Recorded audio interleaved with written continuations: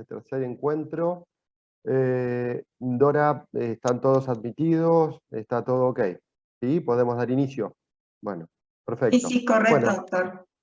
Bueno, en este tercer encuentro vamos a tener las presentaciones por dos profesionales. En primera instancia, la doctora Camila Formenti, ella es médica pediatra, actualmente se desempeña en el Centro de Salud Carrillo, en el Carrillo de la ciudad de Paraná. Ella es vocal del Comité de Gastroenterología de la filial Río Paraná, nos acompaña desde el año pasado. Ya va a hacer la presentación del caso clínico y después le va a dar lugar a la doctora Cecilia Cavallo. Ella es médica especialista en clínica médica y alergia e inmunología, y es miembro tanto de la Asociación Argentina de Alergia e Inmunología, y además también de la Asociación Española de Alergia e Inmunología Clínica.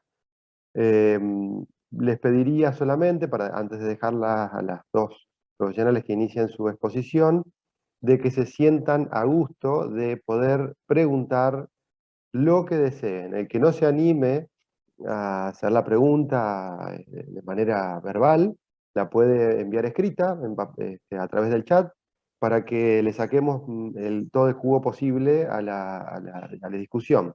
Recuerden que la intención de este curso es que sea interactivo, y además de que sea interactivo, la intención es que a través de la discusión podamos generar mayor cantidad de preguntas, hacer un buen ida y vuelta con los expositores, de manera tal de que no quede nada en el tintero y que además enriquezca, porque muchas veces uno piensa que quedó cerrada la clase y van apareciendo con las preguntas dudas que por ahí son generales y no es de una sola persona. Por lo tanto, los invito a que pregunten, comenten, hagan comentarios de pacientes semejantes a los que vayamos a presentar en esta oportunidad. Siéntanse cómodos y a gusto para poder hacerlo, porque la intención es que acá podamos entre todos llevarlo a cabo. Así que bueno, Camila, buenas noches. Te doy lugar para que, bueno, inicien la presentación del caso, y luego Cecilia ya inicie con la exposición del tema. Muy buenas noches.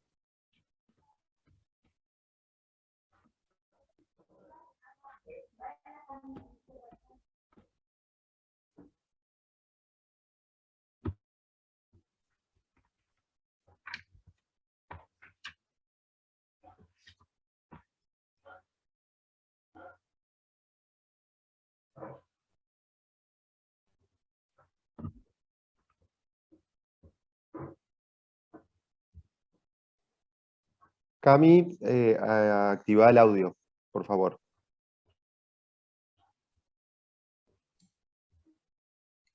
¿Puede apreciar, doctora? Ahí estamos, ahí pude. Hola, buenas tardes a todos. Y bueno, muy contento de formar parte de este comité y de este curso, muy agradecida. Así que bueno, para comenzar esta primera parte, nada más es proponer un caso clínico que podamos todos imaginarnos que está llegando a nuestro consultorio. Esta es una paciente femenina de 3 meses de vida que hace 10 días que empieza con episodios de llanto de inicio brusco, que duran más o menos 3 horas, casi a diario, que no se relacionan, según refiere la mamá, ni con la alimentación ni con el sueño. También niega vómitos, rechazo al alimento. Ella es una bebé sana que se alimenta con lactancia materna exclusiva y que hasta el último control venía aumentando bien de peso. Y en el día de la fecha, en realidad, la mamá consulta por una deposición con moco y sangre, estrías, refiere la mamá. Siguiente, Dora, por favor, por lo que la trae a nuestro consultorio. Ahí. Ahí. Como antecedentes de la niña, tuvo un embarazo controlado, un parto eutóxico a término, su periodo neonatal fue sin complicaciones, el screening fue negativo. Siguiente, Dora.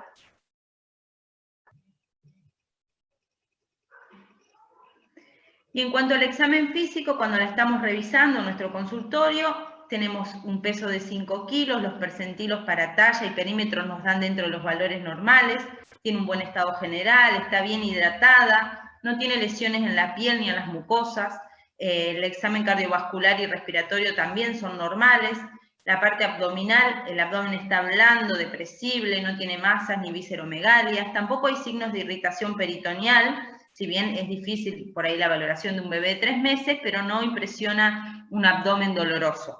El examen neurológico también es normal y a la autoscopía tampoco encontramos ninguna alteración. Siguiente, Dora. La idea de este caso clínico era que nos podamos plantear cuáles eran los diagnósticos presuntivos, si es que tenemos, ¿sí? Y cómo comenzaríamos a estudiarlo. Ahora le doy paso a Cecilia, que ella es la que nos va a hablar del manejo de cómo vamos a estudiar estos pacientitos.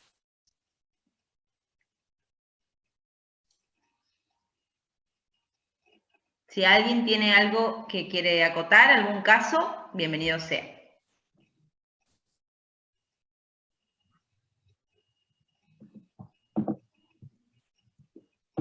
Bueno, muchas gracias. Antes que nada quería agradecerles por la invitación, a Alejandro y a todo el comité, porque bueno, para mí es un placer y un honor poder participar y dar un poco desde el punto de vista de la alergología de estas patologías.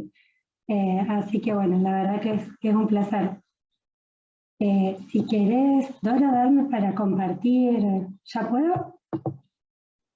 Ahora vamos a empezar. Sí, doctora, pruebe. Tiene para varios participantes, así que pruebe su Power. Perfecto. Bueno, vamos a dar comienzo. Espero no aburrirlo, porque la parte de guía y diagnóstica no es por ahí la más divertida, pero vamos a tratar de hacerlo lo más ameno posible. La idea es un poco que sea didáctico y que estén todos invitados para poder participar.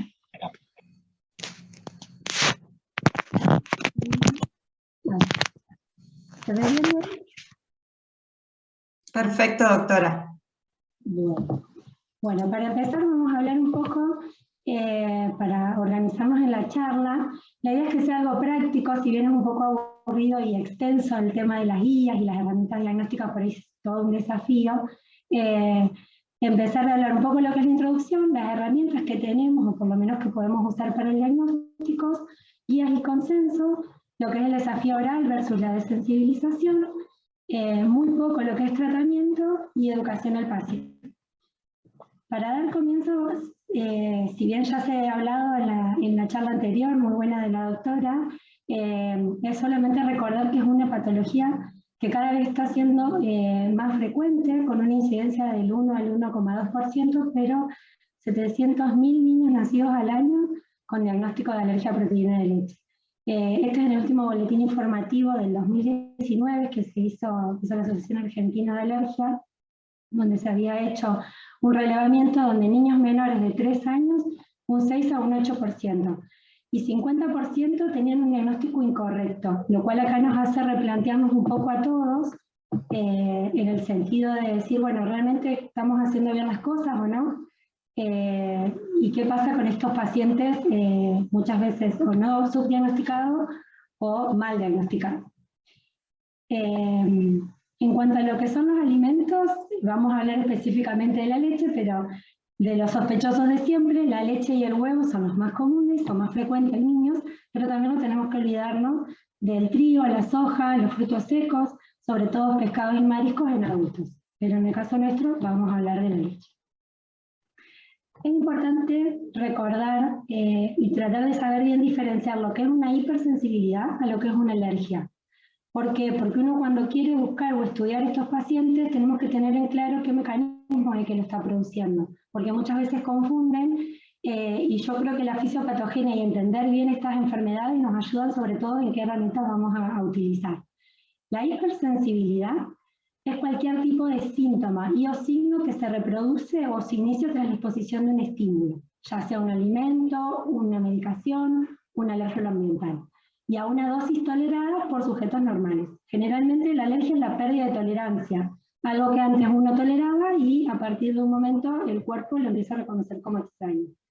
Y lo que es la alergia, para diferenciarlo, es esta reacción de hipersensibilidad, pero con un mecanismo inmunológico demostrado.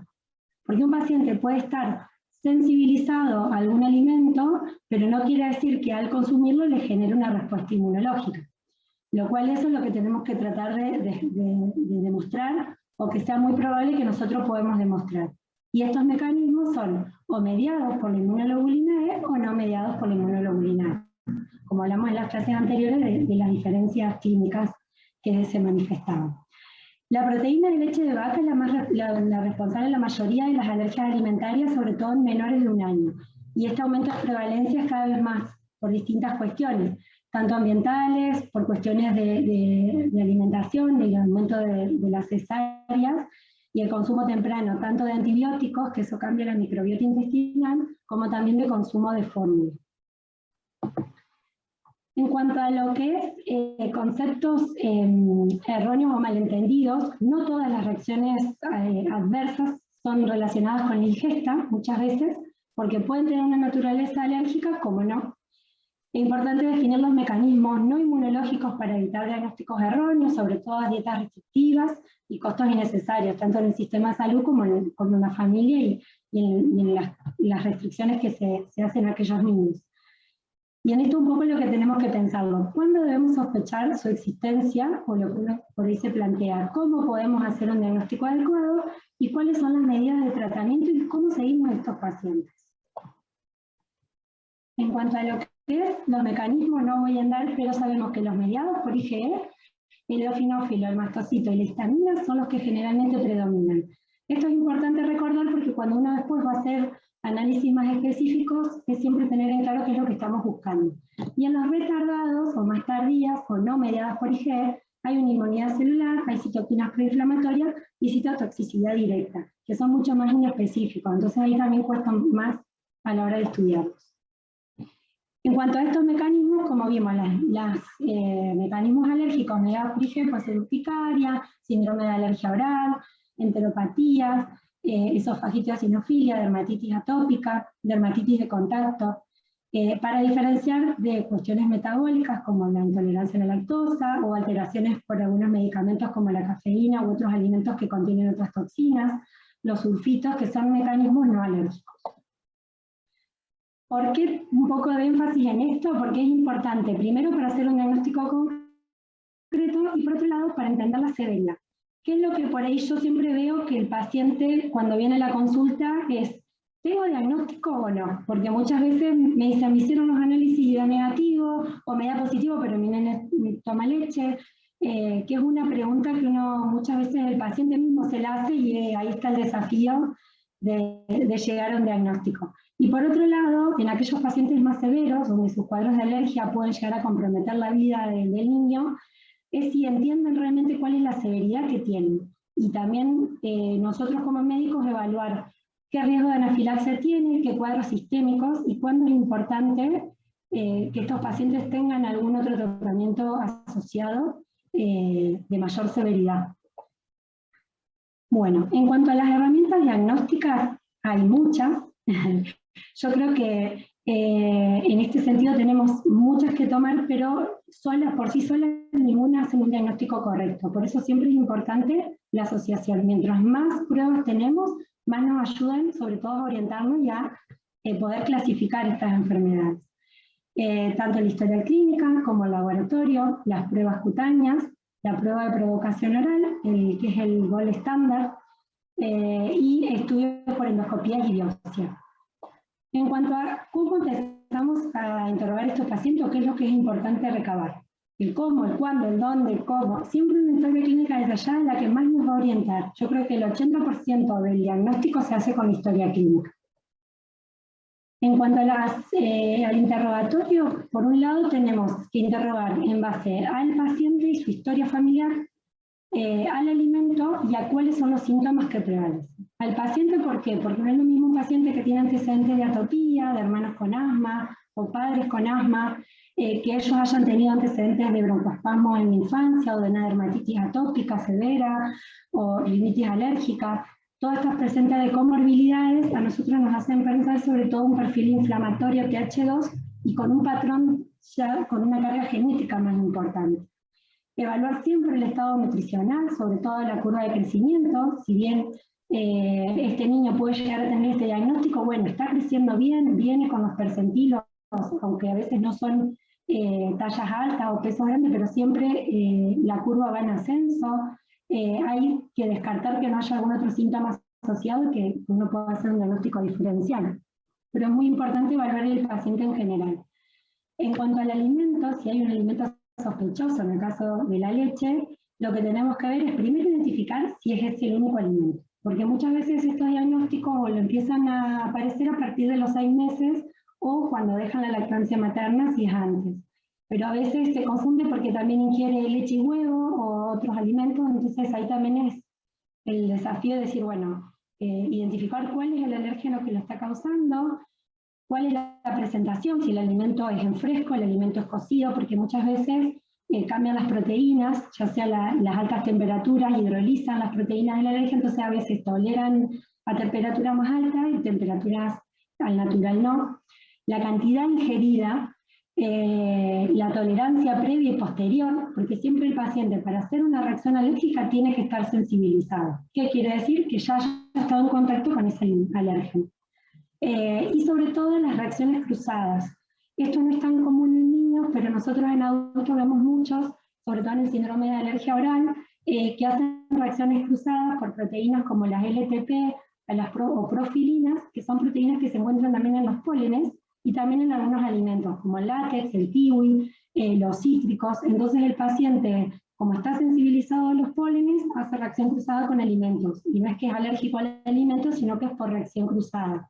Entonces es muy importante también recabar si no hay algún otro alimento implicado.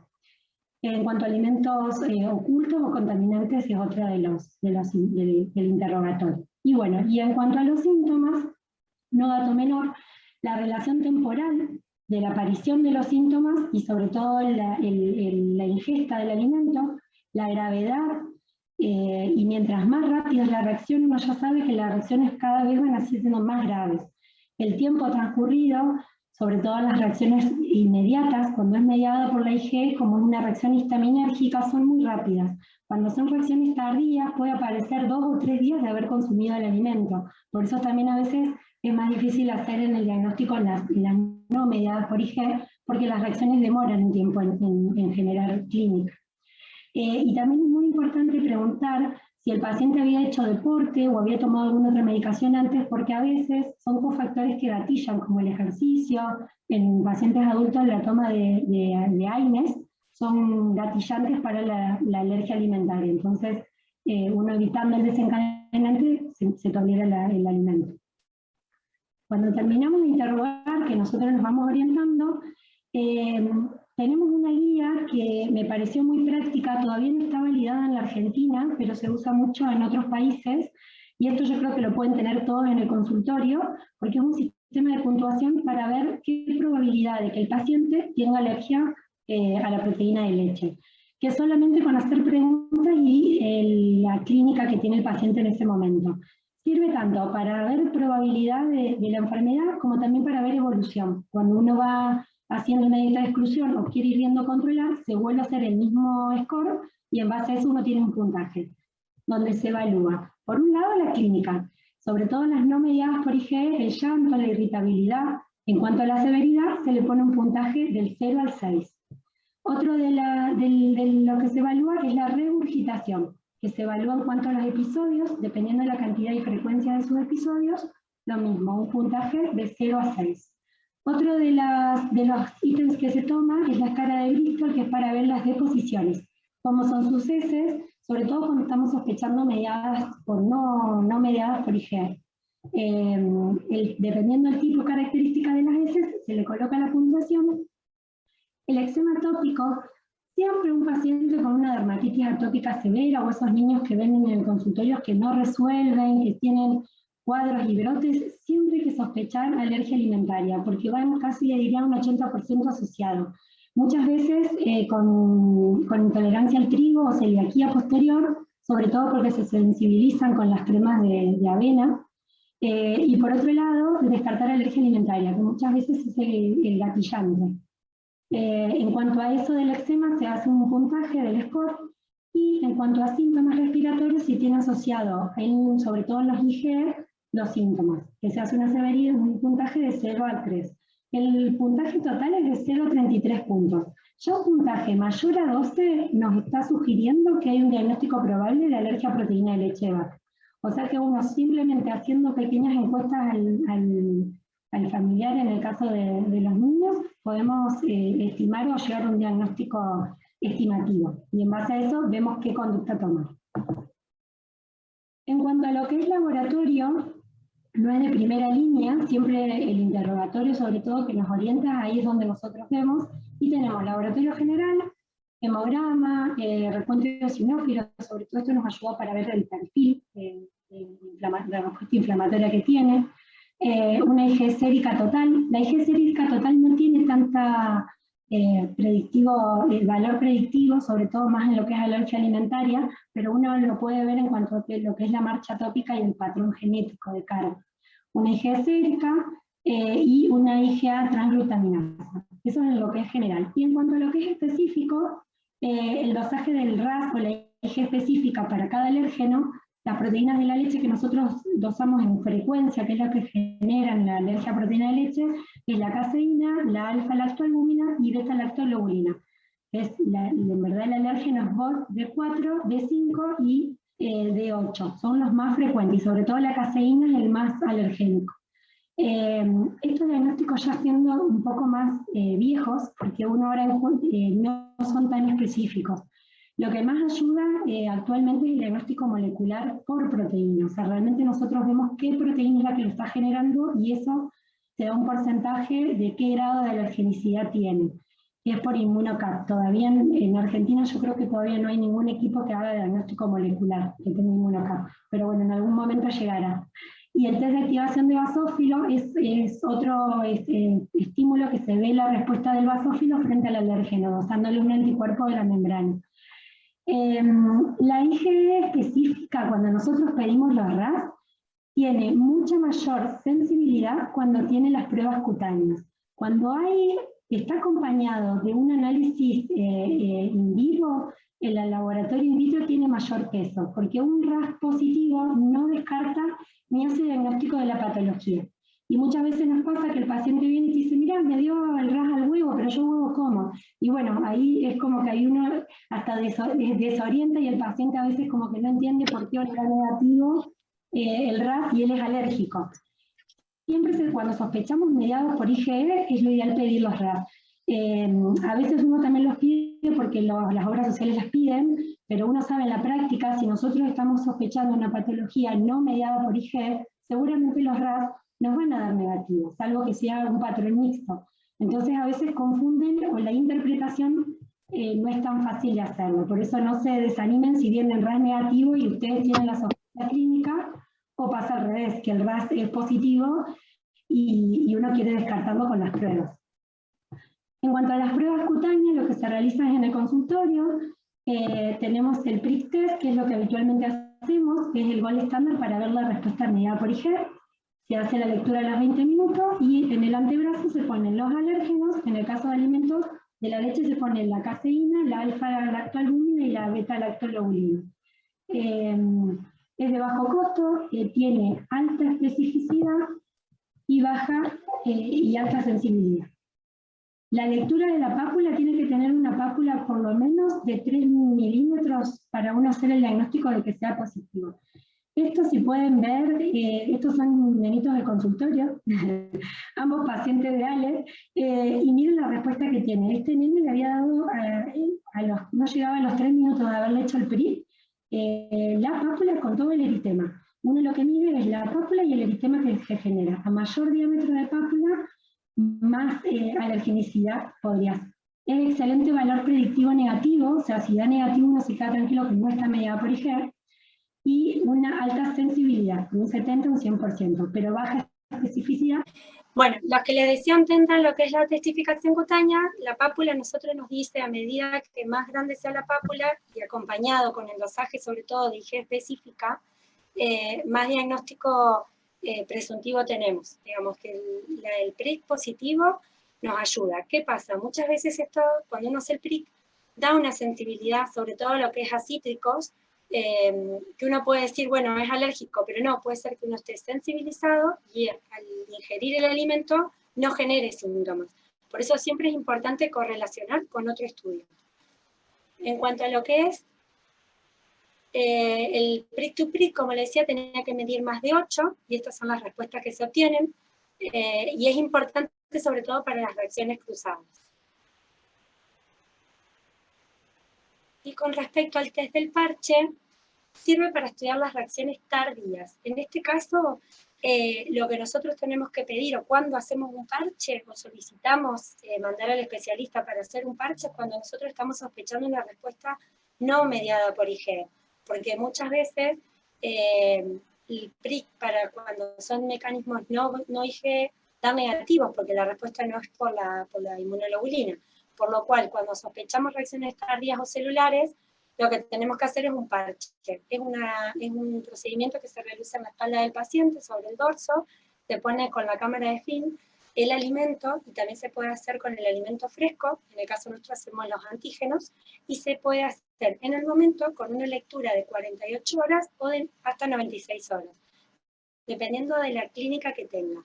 Para la comida, en mi experiencia personal, no tiene alta sensibilidad. Muchas veces los parches dan negativo y la clínica es positiva. La sensibilidad es de un 64% y una especificidad de 86%. No así para el trigo. Cuando uno hace una prueba de parche para trigo, y sobre todo la gliadina, que es la proteína que se mide, tiene una especificidad de un 100%. O sea, que un parche para leche a veces nos embarra un poco el terreno, o sea que no es una medida que sola puede llegar a ser un diagnóstico. En cuanto a lo que es la prueba de provocación oral, en verdad el de doble ciego, o el Oral Food Challenge, es como el gol estándar y el método más recomendado para hacer el diagnóstico. ¿Qué sería? Se identifica el alimento y se hace un desafío, que es someter al paciente a esos alimentos. ¿En qué paciente uno lo haría? Sobre todo en aquellos pacientes que uno sospecha esta reacción clínica causada por la ingesta, y a la dosis que uno lo genera. A veces nos ayuda para identificar la dosis de comienzo de síntomas. En general, ¿cuándo lo podemos hacer en un medio hospitalario o hacerlo que el paciente lo haga en su casa? En los casos de proctocolitis, por un reflujo, cólicos, cuando los síntomas son más leves, uno le puede hacer con la indicación médica del especialista y supervisión por el pediatra que se haga en el domicilio. En esto se va incrementando cada 30 minutos la dosis de leche hasta llegar a la dosis que haga reacción. Si el paciente lo tolera, no será, digamos, negativo el diagnóstico, y en el caso de que sea positivo, se sabe a partir de qué dosis empezó a hacer síntomas. Y eso a nosotros nos ayuda después para ver a la hora de desensibilizar al paciente. ¿Y cuándo lo tenemos que hacer en un medio hospitalario? Cuando estas reacciones son inmediatas, sobre todo las que son mediadas por IgE, en la dermatitis atópica grave. Si el paciente tiene antecedentes de asma, también se sugiere, porque puede generar un episodio de una crisis aguda. En el síndrome de alergia a la proteína, el síndrome de alergia específico, no mediado por IgE, de enteropatía inducida por proteínas, ya sean moderadas o graves los cuadros, que se sospechan por mecanismo de IgE. Otro de las pruebas que uno por ahí puede llegar a sospechar, o es un criterio para hacer diagnóstico, es en el síndrome de enterocolitis inducida por la proteína. Este síndrome es raro, pero se ve con frecuencia y sobre todo tiene una alta comorbilidad por las reacciones muy agudas que hacen. Muchas veces se llega a un mal diagnóstico porque uno no lo sospecha. Para el criterio, tiene criterios mayores y menores que uno simplemente teniéndolo en la guardia o en el consultorio puede llegar a deducir si se trata de este síndrome.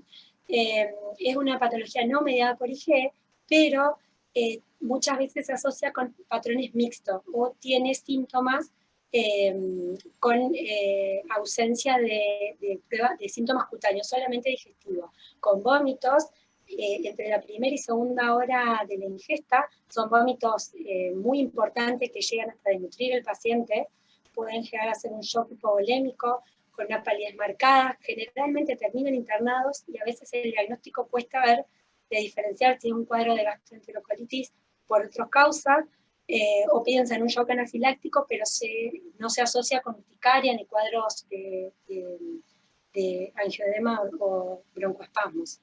hipotensión y hipotermia, son cuadros severos. Para hacer el diagnóstico tiene que tener un criterio mayor, de que sea un vómito, vómitos abundantes entre la primera y segunda hora de la ingesta de la leche, y acompañado de 2 o más episodios de los criterios menores. Y esto puede ser agudo, cuando es la única vez que pasa, o crónico, cuando ya estos criterios se producen en forma repetida. Cada vez que el paciente consume lácteos o derivados, generan la misma reacción. Son cuadros bastante severos, y es importante tenerlos en cuenta y pensarlos, por ahí sobre todo en las guardias, que es donde más los van a ver. Y en cuanto a lo que son otros estudios complementarios, los estudios endoscópicos y biopsia, sobre todo lo que lo realizan el gastroenterólogo, sobre todo para ver las respuestas no mediadas por IgE, y también nos ayuda a ver el patrón histológico y sobre todo qué inflamación estamos viendo, si es más un perfil TH1 o TH2, que sería más inespecífico con neutrófilos,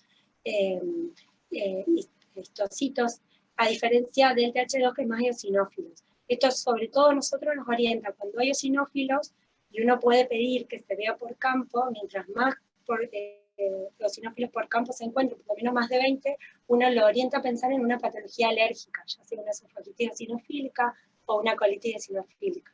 Y también nos ayuda a hacer diagnósticos diferenciales, tanto con la enfermedad celíaca como con otras patologías inflamatorias del tubo digestivo.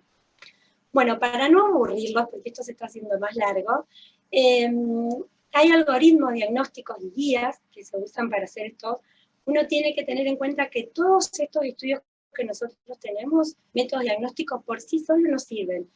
Tenemos 2 opciones: o tiramos una red y pescamos, no sé si a alguien le gusta pescar, pero pescamos tirando con red y de lo que venga sacamos, o lo hacemos más minuciosamente y con paciencia y haciendo uno por uno. Hay muchas guías y consensos que tratan estos temas y sobre todo orientan cómo estudiarlo.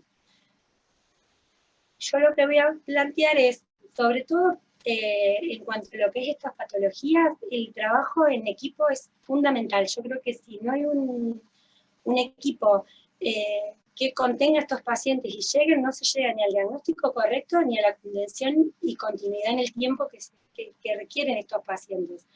Es importante el pediatra, sobre todo el pediatra, que es el director de la orquesta y el que coordina un poco todo, acompañado del gastroenterólogo, el alergista, el dermatólogo, el inmunólogo. La nutricionista tiene que ir de la mano siempre, una vez que uno lo diagnostica. Apoyo psicológico, sobre todo a las madres, en el caso de que tengan que hacer las dietas de exclusión, y el acompañamiento hacia el niño como en el niño. Y es importante también tener en cuenta las asociaciones, que hoy en día por suerte tenemos muchas más, pero esos han ayudado hasta que se haya implementado la ley para alergia a proteína de leche de vaca, que en otros años era insustentable para los pacientes, ya sea con fundaciones y también a través del Estado, que tengan en cuenta estas patologías que son cada vez más frecuentes. Bueno, y a la hora de estudiarlo, tenemos que tener en cuenta que desde las guías tenemos varias, no voy a hablar de todas, no se asusten, que es solamente para que sepan y conozcan, que es como la Biblia, por lo menos en lo que a alergia e inmunología referimos. Tenemos el BRACMA, que es de la Organización Mundial de Alergia, que esta es como la guía universal. Después cada lugar y cada país ha tenido sus propias guías porque difieren, sobre todo de cada alimento, que es más frecuente como sensibilizante, como en Estados Unidos el maní, en Europa muchas veces el pescado y también el maní. Nosotros en Argentina más comúnmente la leche. Cada normativa tiene después en cada país en particular, pero sí el drama es una de las más importantes, sobre todo donde más se han estudiado, multicéntricos. Y también, como tenemos guías latinoamericanas, está la guía europea de la EACI sobre anafilaxia y alergia alimentaria. Está la guía específica en adolescentes y niños, dependiendo de la edad, y actualmente ya hay guías específicas que son mediadas por no IgE y mediadas por IgE. O sea que esto también nos está hablando del paradigma de tratar de diferenciar estas patologías en síndromes y no solamente por la proteína en sí, porque depende de la manifestación clínica donde uno lo orienta. Vamos a ir, en cuanto a la nuestra, tenemos de la asociación de la SAP, desde el Comité de Alergia e Inmunología, que muy bueno el grupo de estudio y que se han hecho estas guías. Tenemos desde el 2018 el guía de alergia alimentaria, sobre todo recomendaciones para el diagnóstico y tratamiento. Que siempre es importante tener la mano y uno por ahí revisar cuando tenga pacientes o la duda, que ahí está bien explicado. Y también, que esto me pareció muy interesante traerlo, pero no lo vamos a hablar ahora, pero es sobre todo ahora se está planteando ya lo que es medicina de la precisión, fenotipicar estos pacientes porque se han visto diferentes patrones, que esto también a nosotros nos orienta cuando uno lo estudia, es ver qué patrón estoy pensando yo y por qué a veces no responde a los tratamientos que uno instaura. Bueno, en cuanto a lo que es los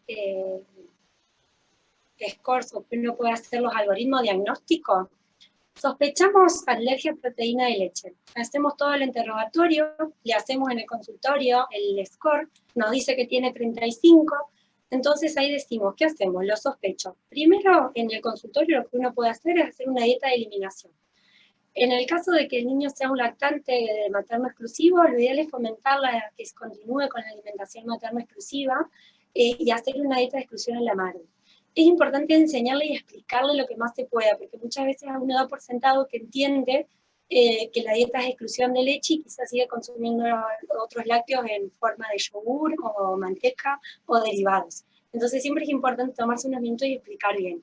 La dieta de exclusión, de eliminación, lo ideal es hacerlo por lo menos, si sospechamos una respuesta mediada por IgE, que sea inmediata, por lo menos 2 semanas de eliminación del alérgeno y ver respuesta del paciente con sus síntomas. Si estamos sospechando por vómitos, diarrea o proctocolitis, no mediada por IgE, por lo menos 4 semanas la dieta de eliminación para después volver a citar al niño y controlar cómo está. En el caso que el paciente, los síntomas hayan cesado, uno puede llegar a hacer el diagnóstico y decir, bueno, sospecho la alergia a proteína de leche de vaca, y en ese momento continúa con la dieta de exclusión y se deriva al especialista, ya sea al alergólogo, al gastroenterólogo, para ir controlándolo, al dermatólogo, en el caso que se llegan también dermatitis atópica severa, y empezar a estudiarlo. En el caso que no mejore, hay que ver si uno continúa estudiando para alergia a proteína de leche porque la sospecha es fuerte y que no se haya hecho, y lo ideal es valorar ahí la derivación para seguir estudiando. Si la dieta de eliminación es correcta y el paciente continúa bien, lo que uno plantea es seguir con la lactancia o valorar fórmulas especializadas. Si la dieta de eliminación no es correcta, ¿qué quiere decir? Que la madre no hace la dieta, dificulta o suspende la lactancia materna, se comienza, por un lado, corrigiendo la dieta, y si los síntomas persisten, llegará a utilizar fórmula.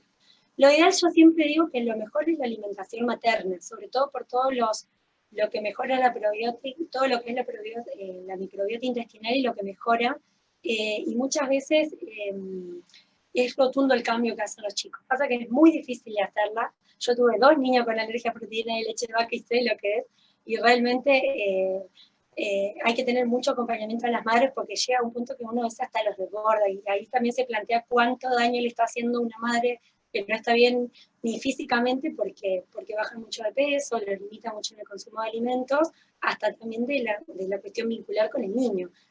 Por eso siempre es importante evaluar cada paciente en particular, siempre tener apoyo de la nutricionista y con todo el equipo en conjunto.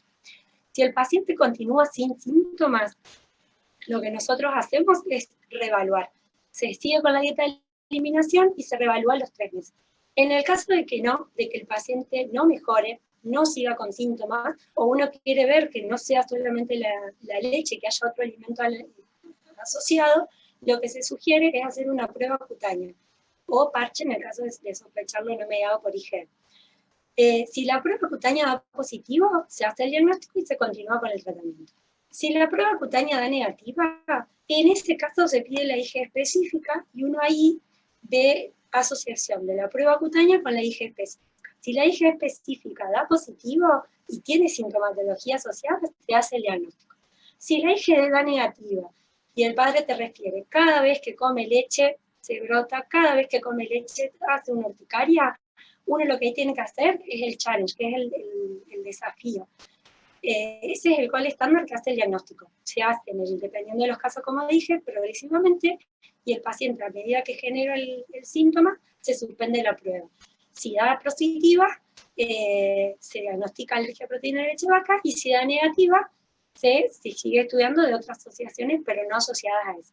Siempre es importante saber que la leche va asociada con el huevo, sobre todo en menores de 1 año, casi un 45% de niños con alergia a proteína de leche desarrollan huevo. Entonces siempre es importante también descartar que no sea por otro alimento que lo esté generando. En cuanto a las no mediadas por IgE, hay hasta otro algoritmo diagnóstico, no se asusten que lo voy a estar resumido, pero en cuanto a lo que es no mediada por IgE, tenemos que ver lo mismo. Dieta de exclusión de 2 a 4 semanas, lo ideal es 4 semanas. Si hay mejoría completa, hay que ver si se sospecha un síndrome inducido por proteína alimentaria. Tenemos que ver si el mecanismo está mediado por IgE, y en ese caso sí se piden los PRIC y los parches, y en el caso que sea positivo, se tiene que hacer una dieta de exclusión y sobre todo ser muy, muy estricto. Y en el caso que es negativo, pero la sospecha clínica es alta y el score que uno hace con el criterio mayor y menor sigue siendo, se hace un desafío. Un challenge que en el caso de sospecha más grave siempre tiene que ser en medio hospitalario y con protocolos. Y en el caso de que se sospeche de otro alimento se descarta, pero siempre hay que hacerlo acompañado con las pruebas cutáneas, y si la sospecha diagnóstica no sigue siendo, lo ideal es reestructurar la dieta, siempre replanteamos que no haya algún otro alimento asociado, y evaluar la posibilidad de hacer estudios endoscópicos en el caso de dar negativos, tanto para ver evolución de la patología como para ver diagnósticos diferenciales. Y en cuanto a lo que es más lento, descartar,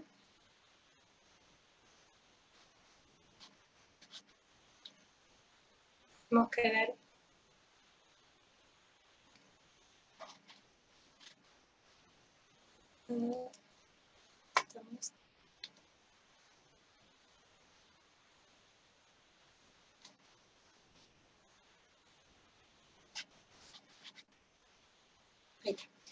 en cuanto a lo que es desafíos orales, me pasó de más.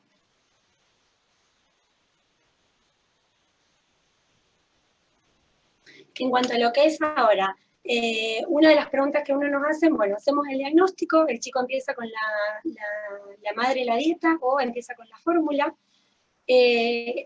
a los 3 meses lo controlamos, y bueno, viene a los 3 meses y decimos, ¿y ahora cuándo? Si no es ahora, ¿cuándo? ¿Cuándo empezamos a desafiar?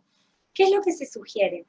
Generalmente estos mecanismos inmunológicos o no alérgicos tienen un periodo de tolerancia. Esta falta de tolerancia se recupera, y a medida que va madurando y generando todos sus anticuerpos del sistema inmune, lo toleran. En general, el 90% de los chicos a los 2 años toleran la leche, solamente una minoría que quedan con esa sensibilidad.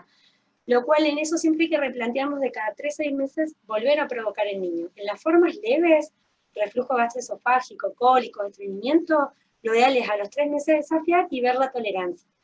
Muchas veces si el diagnóstico es antes de los 6 meses, es esperar entre los 8 o 9 meses y volver a desafiar, probablemente al año. Y si en el año uno cuando desafía, porque tiene sospecha, lo puede hacer en el domicilio, no tolera, se vuelve a controlar cada 3 meses. En las formas más graves, lo ideal es esperar 12 a 18 meses, a veces hasta 24 meses. Y en los casos de anafilaxia, recién a los 5 o 6 años. Yo tengo un nene que hace anafilaxia con leche, que bueno, él está con su EpiPen y ya tiene 7, y recién ahora está tolerando trazas. O sea que generalmente mientras más severas son las reacciones, más tardan en tolerar, y a veces no llegan nunca a tolerar totalmente, pero bueno, que ya algo puedan consumir, para ellos es un cambio importante. Sí o sí, antes de volver a desafiar, en el caso, sobre todo en los casos de las mediadas por IgE, es necesario volver a repetir el RAS, si en el caso que eran positivos, para ver si han disminuido, y replantear, volver a hacer el PRIC, porque una vez ahí la alteración en la sensibilidad, si un PRIC es muy suave o muy negativo, uno sabe que va a llegar a tolerar más. ¿Y cómo se hacen estos desafíos? O con la desensibilización. Es importante que veamos. Tenemos en cuanto a lo que es la desensibilización, que va de la mano con el desafío, porque el desafío es que yo provoco al niño con el alimento, y la desensibilización es que con pequeñas dosis, que el paciente todos los días, su organismo está en contexto, cambia el patrón inflamatorio y cambia un poco lo que es el curso natural de la enfermedad, generando mediadores antiinflamatorios. Es como engañar al propio organismo, que es un poco la base de lo que es la inmunoterapia. En lo que es en alimentos ya hay inmunoterapia a maní y a huevo. Nosotros en nuestro país todavía no tenemos disponible, pero lo que nosotros hacemos es la desensibilización con el alimento fresco directamente, no a través de vacunas. Son generalmente las indicaciones cuándo hacerla, cuando son reacciones mediadas por IgE severa, buscando una tolerancia aunque sea parcial, en los casos de anafilaxia, o cuando hay reacción cruzada con otros alimentos, sobre todo para ver cuándo se puede incorporar, y en los casos de que el niño no haya superado su alergia a los 5 años de diagnóstico, volver a desafiarlo. Y más cuando hay comorbilidades como la dermatitis atópica y el asma. En cuanto a cómo se realiza, hay diferentes pautas. Nosotros tenemos guías y hay patrones de diferente provocación.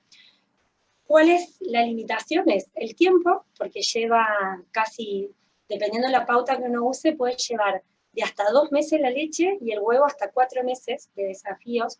Yo personalmente lo que uso son, he usado solo una vez una pauta rápida, pero porque sabía que iba a tolerar bien, que las pautas rápidas o RASH que se llaman, en un día se llega a la desensibilización total. Lo que se hace es que cada 30 minutos se va aumentando la dosis del alérgeno, en este caso de la leche, hasta que el paciente llegue a la tolerancia. Y una vez que llega, el paciente todos los días tiene que consumir el alimento para que su cuerpo, su sistema inmune esté constantemente generando las inmunoglobulinas.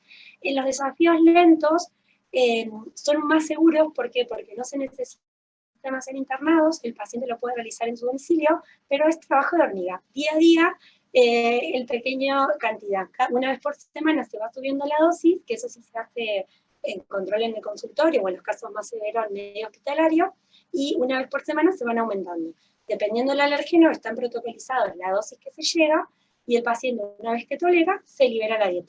Como les digo, con leche, en general el promedio es de 2 meses, sobre todo para los que no son mediados por IgE. Cuando es mediado por IgE son mucho más fáciles de que toleren y los desafíos no son tan específicos, tan puntual. Y en cuanto a lo que es,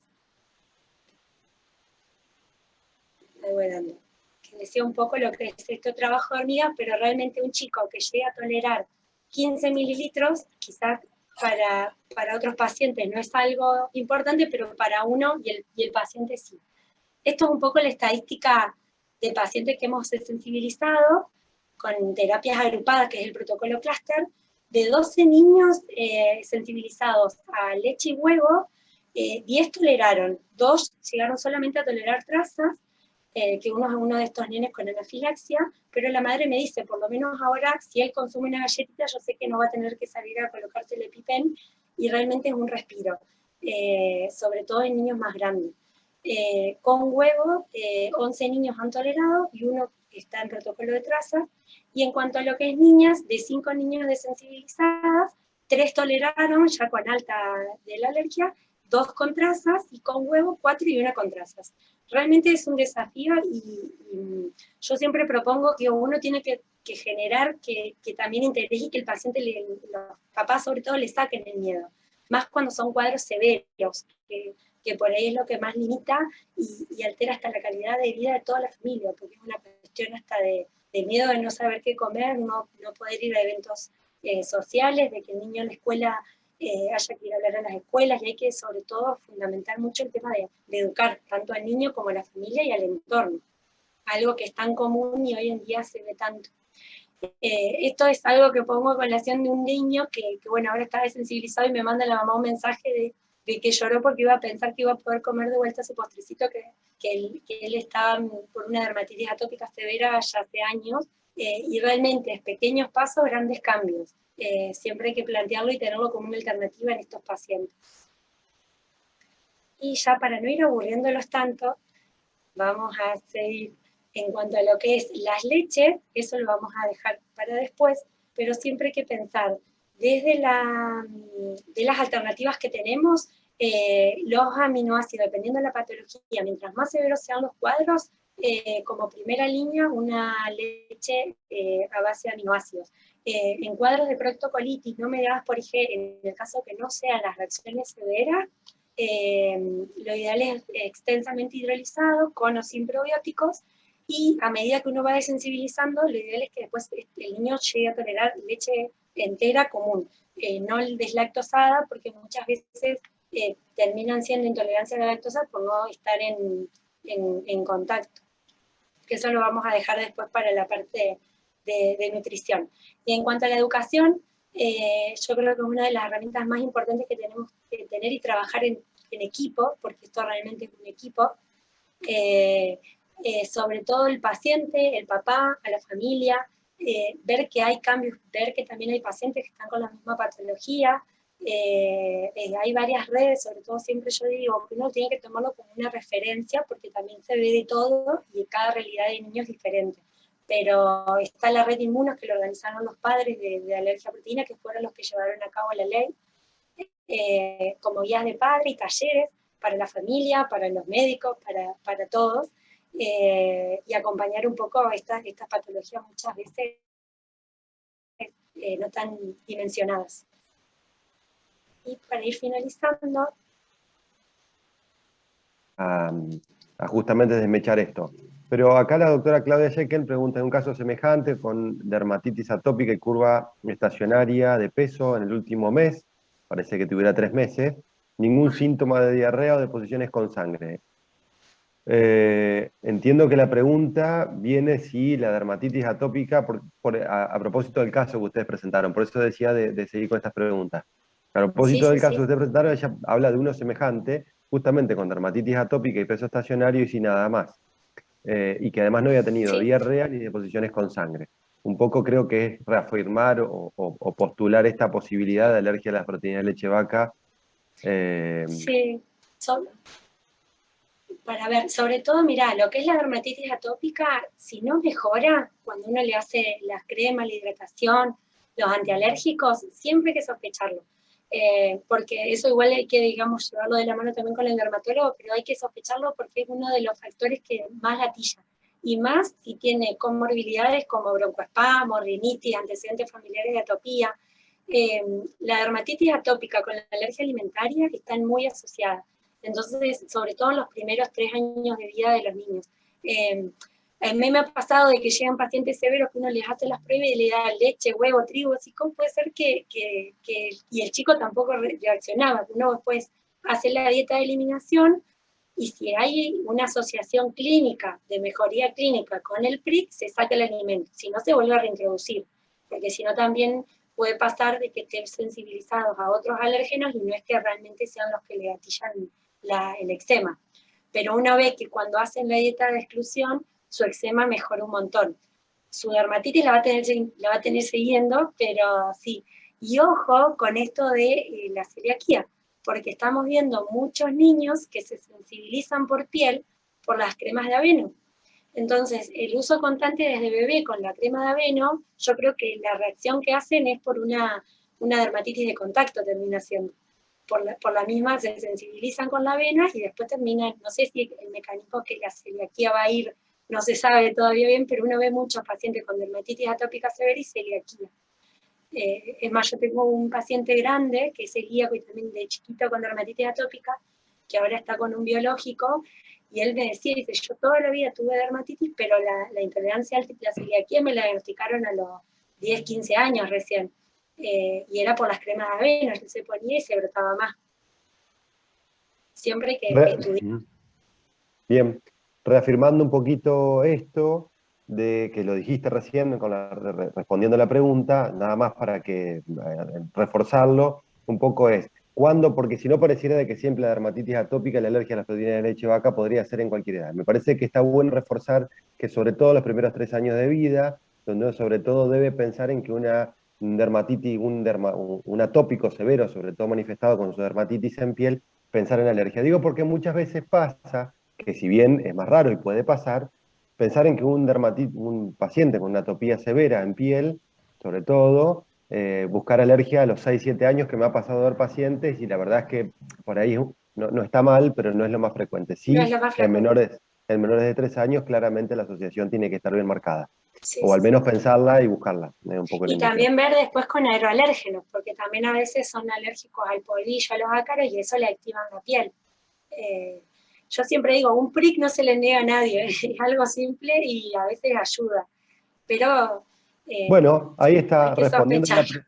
ahí está respondiendo la pregunta del doctor Esteban. Él pregunta en realidad, que lo fuiste diciendo en la presentación, pero también lo mismo si querés reforzarlo, en qué situación puntual se pide un test cutáneo, y yo te agrego a eso que si, porque vos ponías el valor de corte, a partir de cuándo es positivo. Ajá. Sobre todo me parece también hacer hincapié de cuál es, más allá de que siempre es positivo, arriba del valor de corte, dónde es donde uno más importancia le va a dar, o a partir de qué valor uno dice, la verdad es que incluso me da miedo hacer un prick, porque con ese valor de RAS, quizás la verdad es que el diagnóstico ya está, no me lo necesito y hasta puedo correr riesgo. No sé si se entiende de poco la Sí, pregunta. sí, Es sí.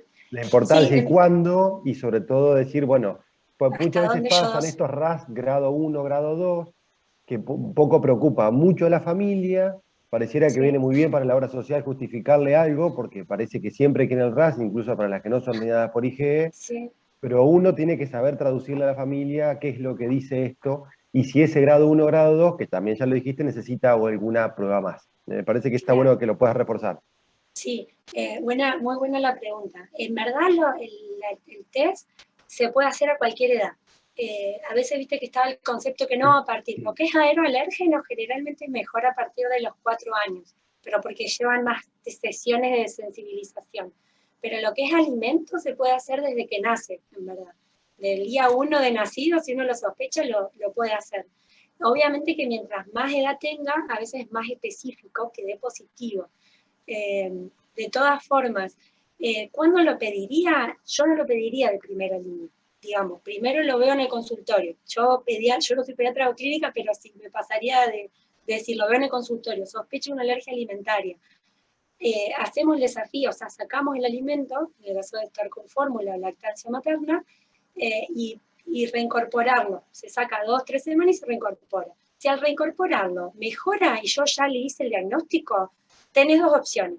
O esperás, si tiene 3, 4 meses, porque va a seguir igual con la misma fórmula y no le va a cambiar la historia natural, y esperás que tenga 6 meses o al año. Yo siempre a veces le digo que lo ideal es, si hay una sospecha y el paciente mejoró con la dieta, antes de que empiece con los alimentos, ahí testear. ¿Por qué? Porque yo ahí se le puede ampliar la batería de alimentos, lo que es huevo, soja, trigo, y no se los excluimos por las dudas. Entonces, si a mí el prick a huevo me da negativo, vos le podés empezar a introducir ya a partir de los 6 meses el huevo.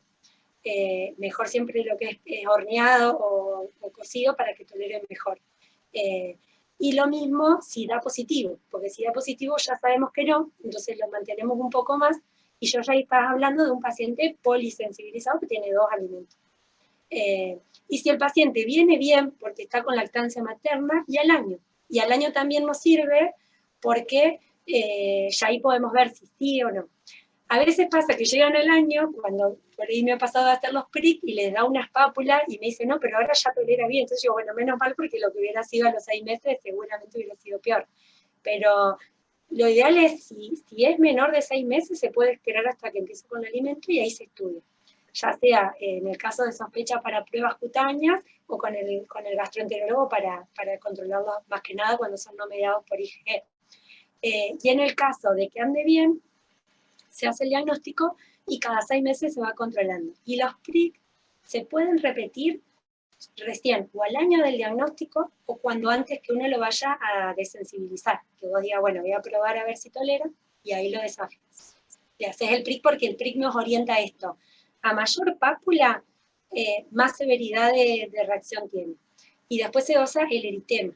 Mientras más eritema tenga, que es el halo que se le genera alrededor, más reacción. Y en base a eso nosotros vemos qué protocolo de desensibilización empezamos. O si le da mucho, uno dice, espero 3 meses más y vuelvo a probar porque sabe que el desafío no va a ser bueno.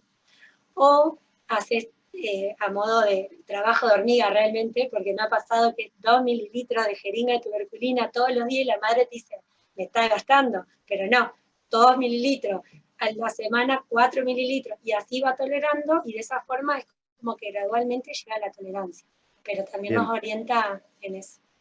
Bien. Esteban, veo que estás bien enganchado con las preguntas. Si querés prender el micrófono y opinar, porque vi otra pregunta tuya que un poco ahí la estuvo respondiendo Cecilia, pero no sé si quedan claros. O sea, él pregunta al final, la última pregunta, un poco va de la mano con esta primera, si, ahí está Esteban, ¿cómo te va?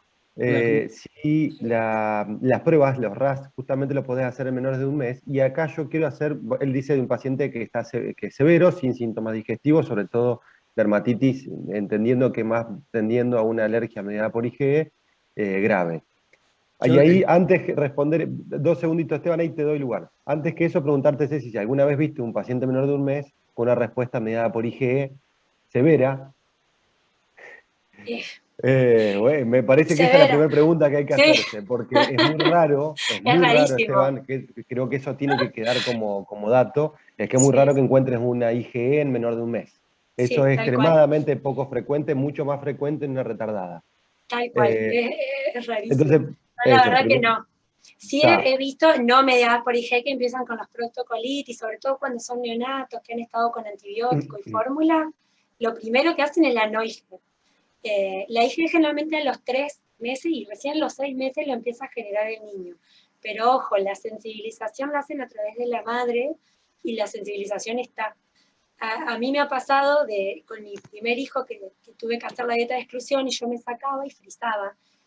La verdad que no estuve bien en hacerlo analizar, pero tendría que haber hecho analizar las leches porque cambiaba totalmente la leche con dieta que la sin. Lo que no se sabe realmente es cuánta proteína pasa, pero a través de la lactancia pasa, entonces puede haber, pero no sería lo más común, sería raro. Esteban, dale, animate, lo que quieras.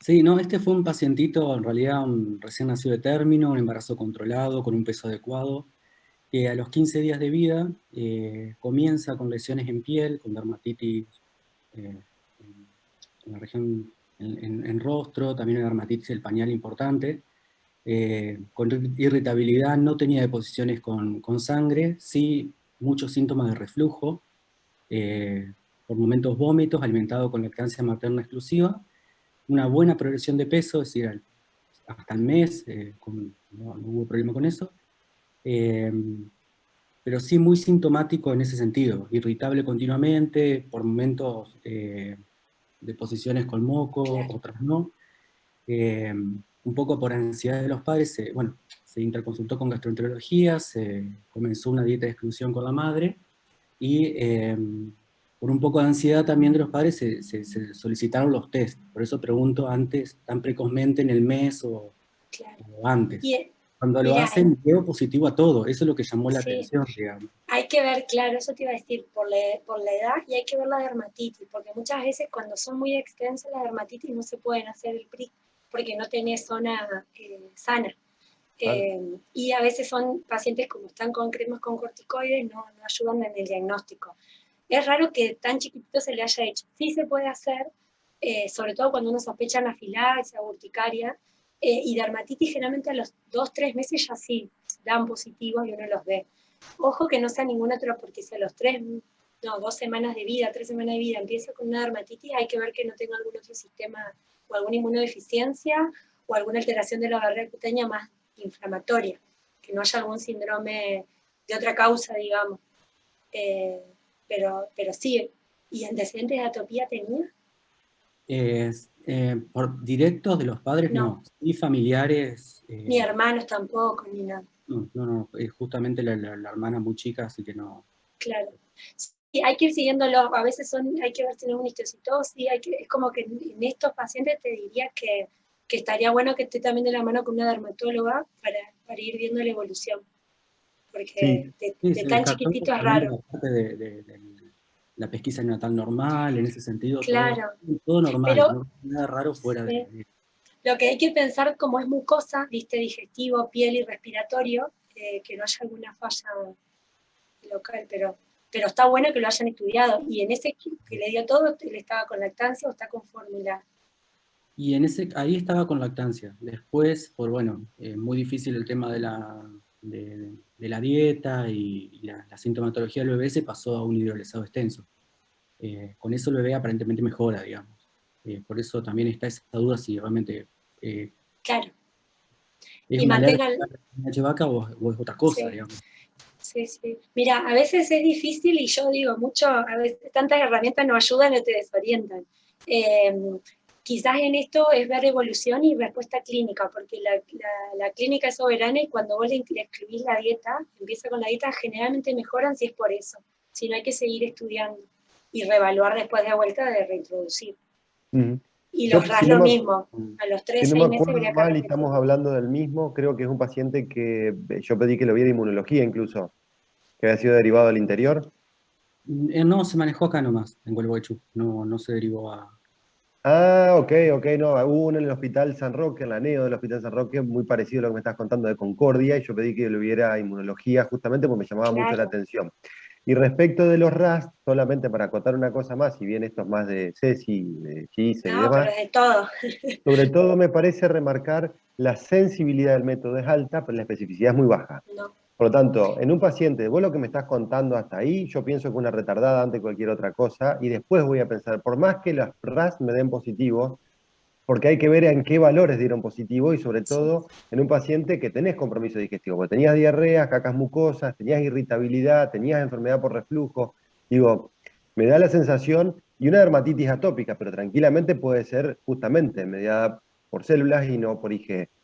Yo desconfío mucho en un bebé de esa edad, si fuera un RAS, y obviamente que prica a esa edad, me parece que, como decía Ceci, además con lesiones en la piel, no te sirve.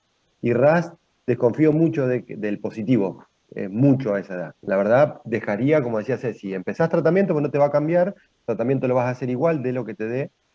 Básicamente, sea mediada por IgE o no, el tratamiento es el mismo, pero sí por ahí más cerca de los 6 meses del año vas a estar planteándote si necesitas un RAS para confirmar, para definir cómo seguís, para ver si liberás. Me parece que ahí sí está bueno, o tuviste una alergia severa, decile de la forma que fuera, pero fue severa, por lo menos por lo que estás contando. ¿Eh? Pero está bueno, bárbaro, Esteban, esa Sí, es la y intención. quizás mantenerlo con la fórmula y ir reevaluando hasta tener otros diagnósticos, pero está bueno.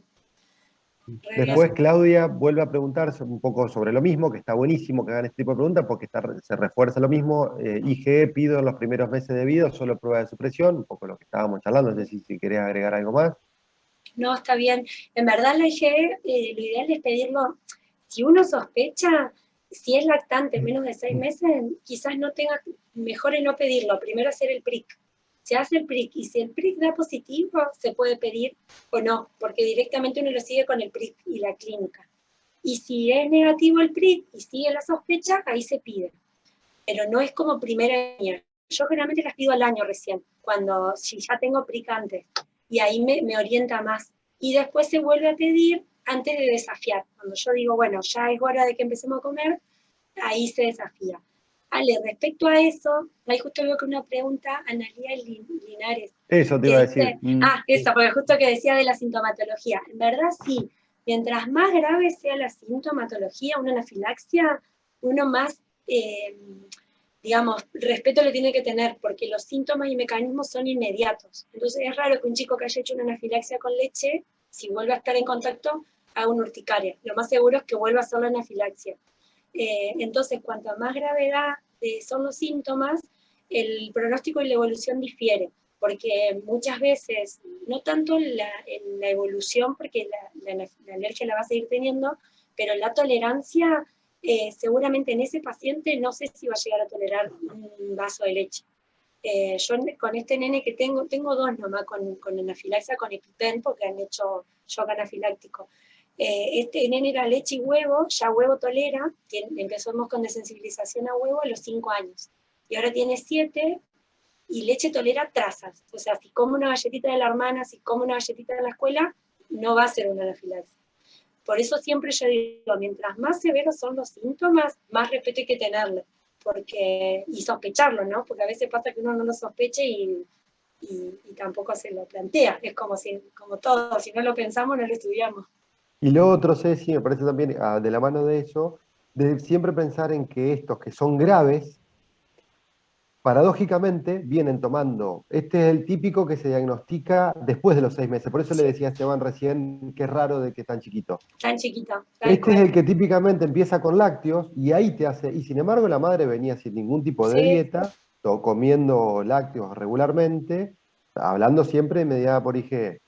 No había ninguna manifestación y ante la primera ingesta hace algún vómito y alguna urticaria, en la segunda ya es un desastre, la tercera ni hablar. Sí. Entonces, digo que paradójico, porque bueno, esto está muy descripto, pero parece para pensar y reforzar también Sí. la sintomatología. Estos son típicamente que vienen con pecho y no pasa absolutamente nada, empiezan con los lácteos, empieza la Sí. sintomatología, se hace cada vez más severa ante la reincorporación o la reintroducción de derivados o lácteos directamente en la dieta, y ahí es donde cada vez Y se ahí es pone cuando más fea hace, la cosa. ¿sí? Sí. Y no sé por qué, pero los pacientes no mediados por IgE, yo digo, ven una proteína de vaca dando vuelta y hacen la proctocolitis. Y el anafiláctico no, es como que por suerte, ¿no?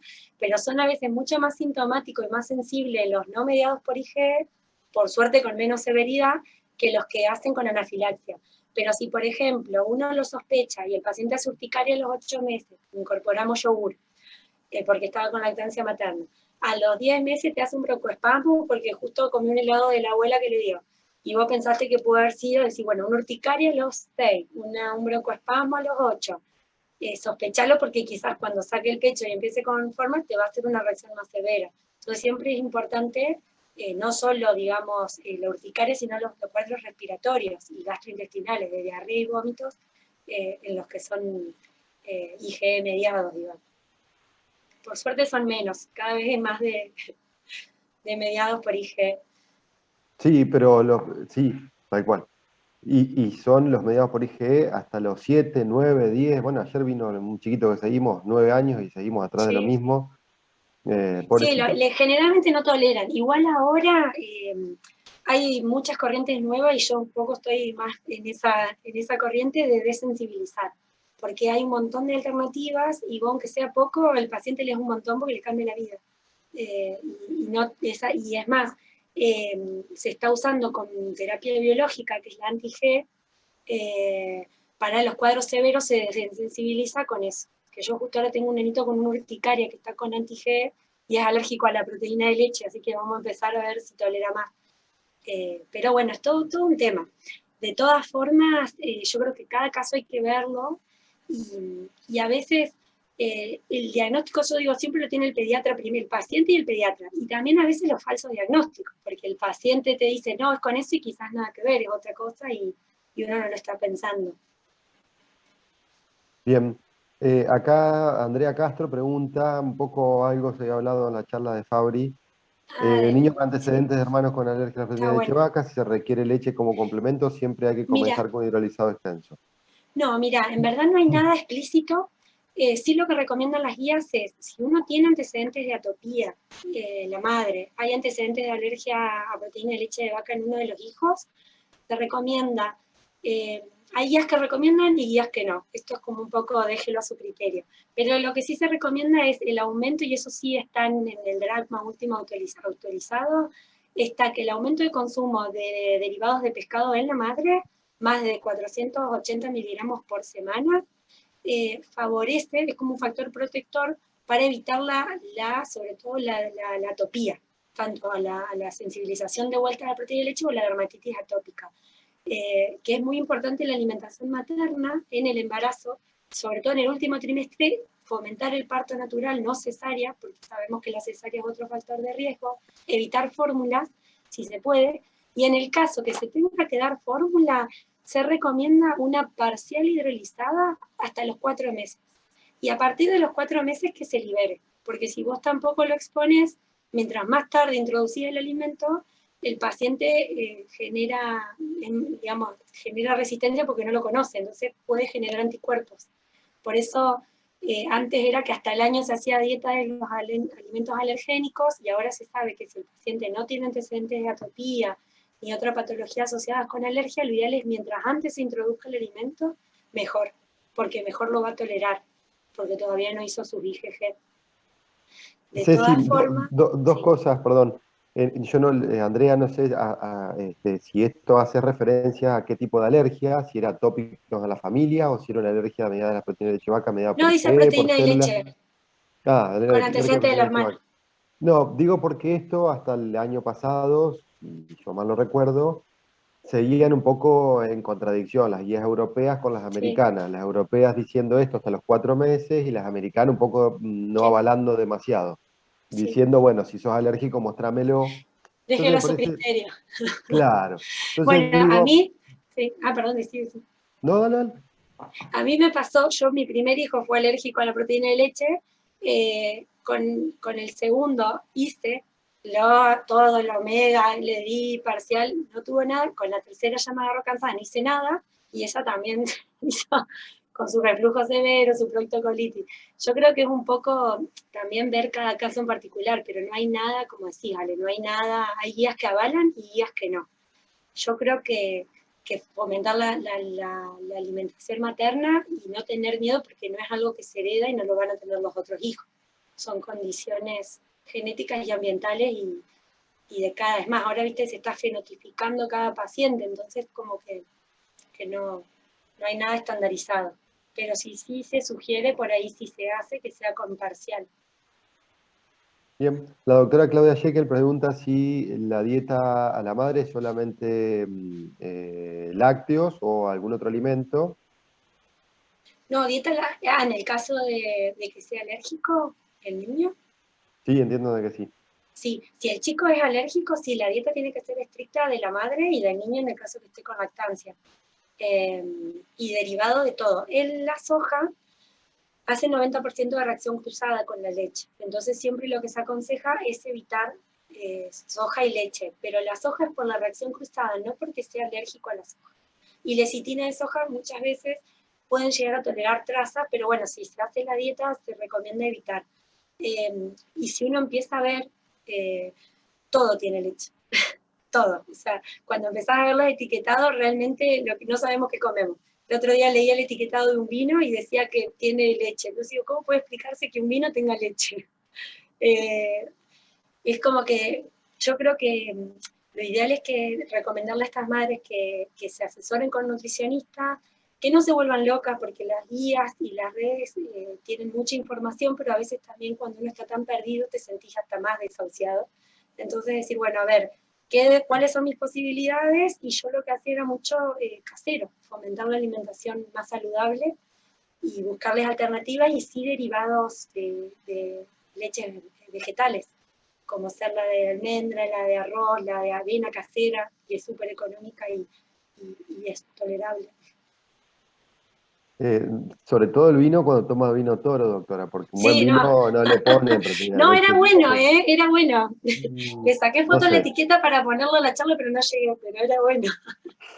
Che, acá pregunta si la introducción de la carne en la leche, introducción de la carne de vaca en un paciente con APLB es conveniente retrasarla y lo mismo con el huevo. Bien, no, mira, si es por sospecha, digamos, si es con diagnóstico de alergia a proteína de leche, no. Sí hay un síndrome de alergia a la carne y leche, pero no es por las proteínas que generalmente dan de la alergia. Es otra proteína que está en la carne y está en la leche. Entonces, en esos casos, pero primero se hace al revés, se hace el diagnóstico como de la carne y se descarta con la leche. En esos casos sí se excluye, pero si no tiene asociación clínica y no tiene un estudio, digamos, no se sospecha como alérgeno, no se saca. Y en el caso del huevo, si hay sospecha clínica y se hacen las pruebas y da, sí, pero si no, no es necesario. Yo siempre digo, por ahí ya que se lo va a estudiar, cuando se lo testea a los 6 meses, ya se hace toda la batería. Lo mismo cítricos, frutos secos, entonces ya se amplía la batería para uno estar... digamos, ya saber qué panorama va más adelante y no se va a hacer sorpresas en la introducción de alimentos. Acá Antonella Bataus pregunta, con el tema de las trazas, ¿hay una tabla o guía de cuánto empezar? ¿Cuál es el mínimo o es dependiente? Sí, las trazas sí. En verdad uno se sabe o se calcula, porque el problema que tenemos nosotros es que no tenemos una ley de etiquetado correcta. En verdad en otros países uno ve y te especifica bien cuánto de cada alimento hay. Entonces nosotros sabemos, porque por ejemplo, sobre todo los pacientes más severos, quizás toleren 20 mililitros de leche y no 5. Entonces, si la traza esa tiene 5, va a ser reacción. Ya con que tolere 3 mililitros de leche, estaría tolerando trazas. Entre 3 a 5 y dependiendo, a veces hasta 15 gramos. Pero depende, realmente yo cuando no tengo en claro, todavía no sé qué tolera trazas, prefiero evitárselas para no generar esta confusión. Ya si ya sé que el niño tolera a partir de 15 mililitros, ya sé qué trazas tolera, así que se le liberan las trazas. Y a veces la paciente misma te dice, comí un yogur y un vaso de leche y se brotó, pero si llegó a comer el vaso de leche solo en ese día, no. Eso es la etapa de desensibilización, ¿no? Una vez que llega a tolerar, tolera hasta ahí.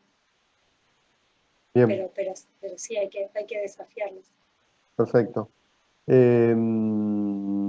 Y la última pregunta, después hay comentarios, agradecimientos y felicitaciones a vos, Cecilia, pero la última que veo acá anotada es sugerir leches vegetales en las madres para las dietas de exclusión, ¿tiene algún rédito?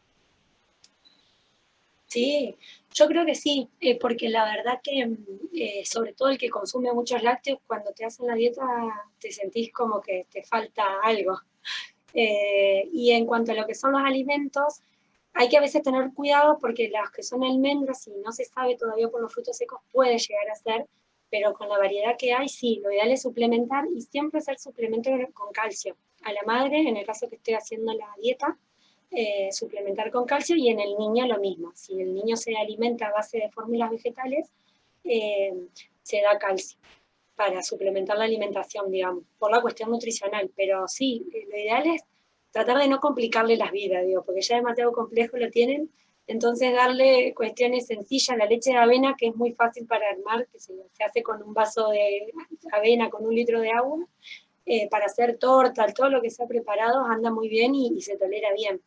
Pero sí, hay que, digamos, tratar de que la madre también esté lo mejor nutricionalmente posible para poder darle el pecho al niño.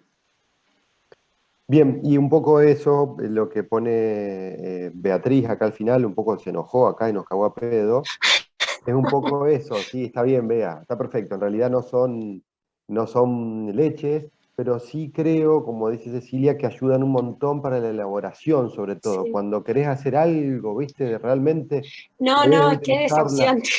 Claro, entonces cuando estás acostumbrado al lácteo ni hablar y cuando además querés cocinar, tenés una buena ayuda.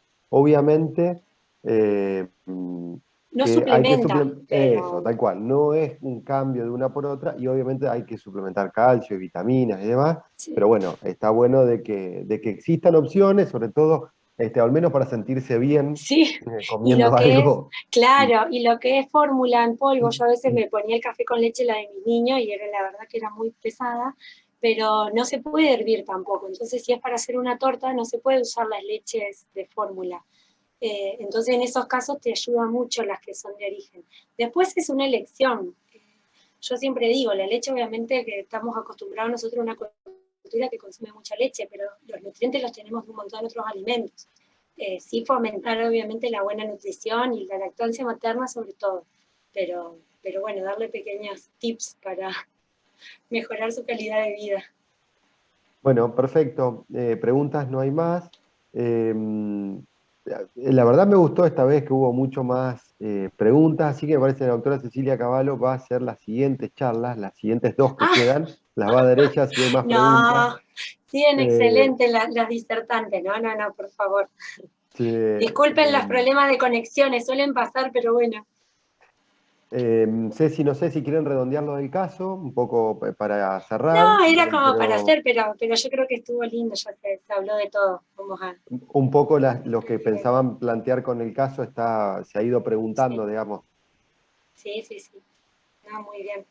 Bueno, Bien, muchas gracias por la bueno. invitación y espero que les haya gustado. Después comparto el score, así lo comparten para tenerlo en la fuente. Me parece bien. Bueno, perfecto. Si no hay más preguntas y viendo la hora, me parece que podemos ya dejar a todos tranquilos. Nos encontraremos dentro de 2 semanas